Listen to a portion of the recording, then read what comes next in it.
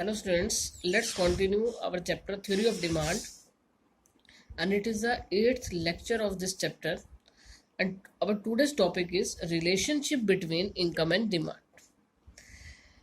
If our income rises, we generally purchase more of things, just like more of pen, more of shirt, more of shoes and more of other things. यानी जैसे जैसे income rise करेगी हम सभी चीज़ों की ज़्यादा quantity purchase करते हैं. But there are exceptions also, या कुछ एक्सेप्शंस भी हैं.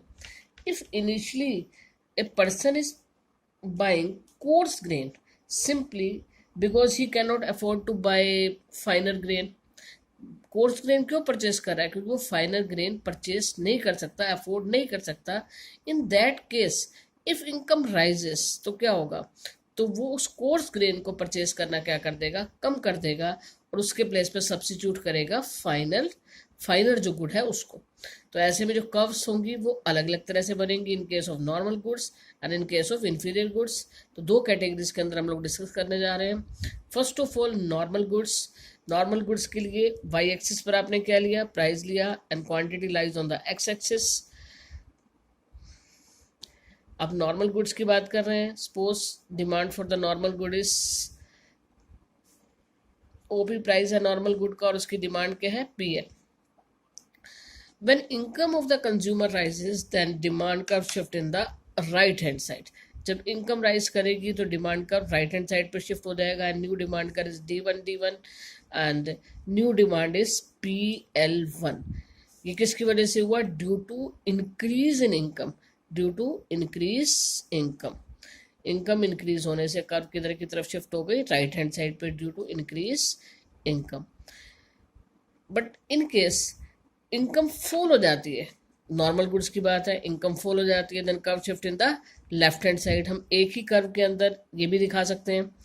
ये हमने इधर लेफ्ट हैंड साइड पे शिफ्ट कर दिया, दिस इज D2 एरो हमने बना दिया, और जो अब की बार हमारी डिमांड है दैट इज L2, यानी PL2 डिमांड. प्राइस उतने का उतना रहा नॉर्मल गुड्स का, पर कंज्यूमर की इनकम फॉल होने की वजह से जो डिमांड है वो किधर की तरफ शिफ्ट हो गई? लेफ्ट हैंड साइड पे शिफ्ट हो गई. पहले भी आपको बताया गया कि लेफ्ट हैंड साइड पे अगर शिफ्ट हो रही है इट मीन्स क्या है? डिमांड फॉल हो रही है. तो ये किसकी वजह से हुआ? Due to decrease in income.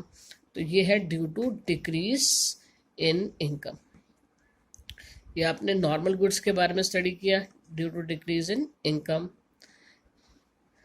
अब इसको हम लेते हैं इन्फीरियर गुड्स के केस में. इन्फीरियर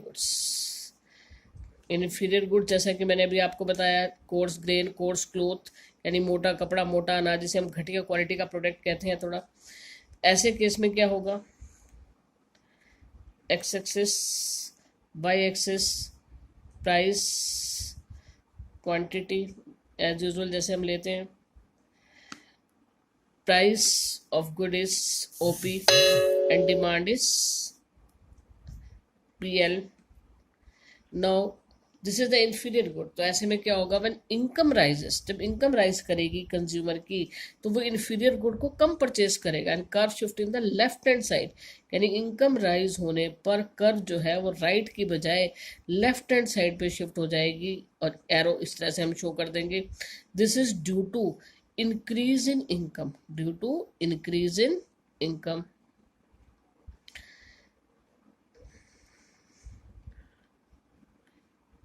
ऊपर वाले केस में क्या हुआ? इनकम इंक्रीज होने पर कर्व राइट हैंड साइड पे शिफ्ट हुई, क्योंकि नॉर्मल गुड्स थी. जैसे जैसे इनकम राइज होगी वैसे वैसे क्या होगा? हम लोग ज़्यादा चीज़ें परचेज करेंगे. यहाँ पर प्राइस को क्या लिया हमने? कांस्टेंट लिया है. लेकिन और सेकंड केस के अंदर इनकम ही इंक्रीज हुई है, प्राइस कांस्टेंट है, बट क्योंकि यहाँ पर हम कौन सी गुड्स परचेज कर रहे हैं? इन्फीरियर गुड्स परचेज कर रहे हैं. तो ऐसे केस में जैसे इनकम राइज होगी then consumer shift to the normal goods, यानी वो फाइनर गुड्स की तरफ शिफ्ट करेगा, और जो कंजम्पशन है इन्फीरियर गुड्स का वो फॉल करेगा. So curve shift in the left hand side. इसका अगर अपोजिट केस लेते हैं, due to fall in income. अब इनकम फॉल होती है, इसको हम सेपरेट डायग्राम में भी बना सकते हैं और इसके अंदर भी दिखा सकते हैं. इन केस इनकम फॉल होती है कंज्यूमर की तो क्या होगा? एक्स एक्सिस, वाई एक्सिस, यहाँ आपने एज यूजुअल क्या लिया? Price, quantity. इनकम फॉल होती है तो क्या होगा? अभी कर्व जो है हमारी DD, OP प्राइस है, PL क्या है? क्वांटिटी है. अब इनकम फॉल होने से, क्योंकि इन्फीरियर गुड्स परचेज कर रहा है, अब इनकम फॉल होने से जो जो क्वांटिटी वो फाइनल गुड की परचेज कर रहा था उसे क्या करना पड़ेगा, उसे रिड्यूस करना पड़ेगा, और उसे इन्फीरियर गुड्स की डिमांड क्या हो जाएगी, ज़्यादा हो जाएगी। यानी इनकम जब कंज्यूमर की फॉल करती है तो इन्फीरियर गुड्स की डिमांड क्या होगी, ज़्यादा होगी, क्योंकि यहाँ पर अब वो फाइनल गुड को जो है वो परचेज नहीं कर सकता। तो ऐसे में इन्फीरियर गुड की डिमांड जो है वो इंक्रीज हो जाएगी due to fall in consumers income, due to fall in income.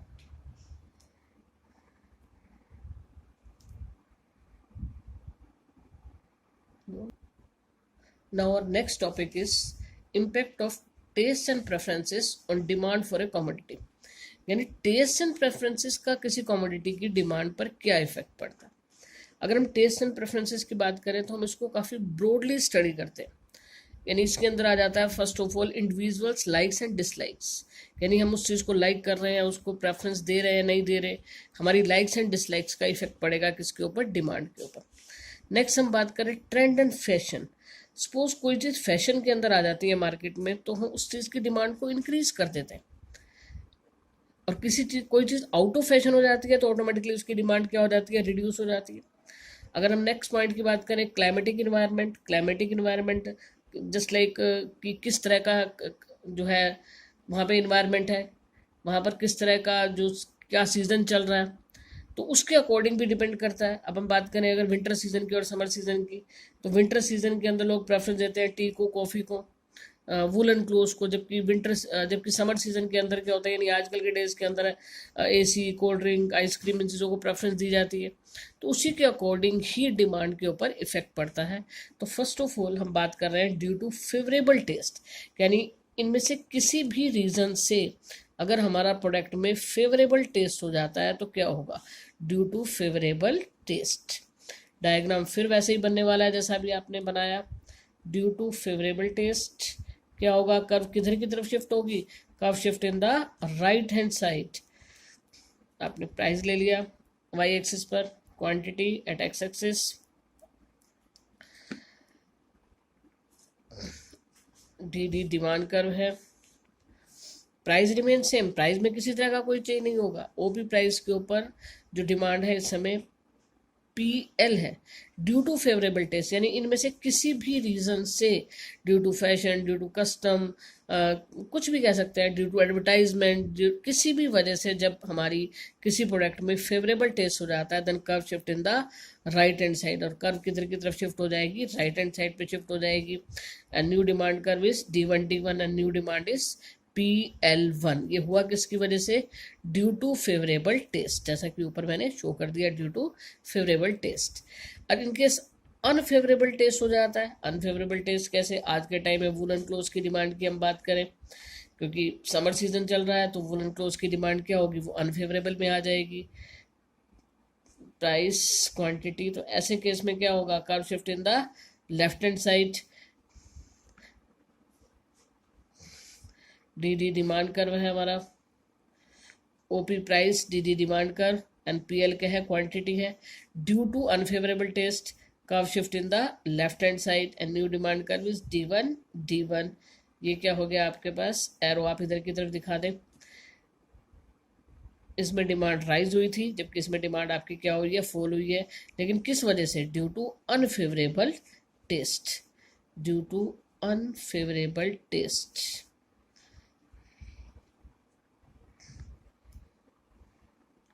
तो ऐसे कर किधर की तरफ शिफ्ट हो गई, लेफ्ट हैंड साइड में, यानी जो डिमांड है वो पहले से रिड्यूस होकर क्या हो गई, PL की बजाय डिमांड क्या हो गई, PL1 हो गई। ये हमारा चैप्टर यहाँ पर कंप्लीट हो गया। इस चैप्टर के अंदर बहुत सारे हमने जो है डिफरेंट टॉपिक्स को स्टडी किया। First of all demand, quantity demanded, उसके बाद हमने इसके अंदर डिमांड शेड्यूल को स्टडी किया, लॉ ऑफ डिमांड को किया, एक्सेप्शंस ऑफ डिमांड, यानी बहुत सारे जो हमारे टॉपिक्स थे जिनको हमने इसके अंदर स्टडी किया। नेक्स्ट हमारे पास रहा लॉ ऑफ डिमांड के बाद डिमांड फंक्शन को आपने किया, और उसके बाद जो है आपके पास ये जो आपने किया cross price effect and favourable taste, unfavourable taste and due to effect of the due to increase in income और फॉल इन इनकम, इस सब जितने भी कॉन्सेप्ट्स को आपने इसके अंदर स्टडी किया आप उन्हें अच्छे से रिवाइज करें। और नेक्स्ट जो लेक्चर होगा वो उसमें हम नेक्स्ट चैप्टर को स्टार्ट करेंगे।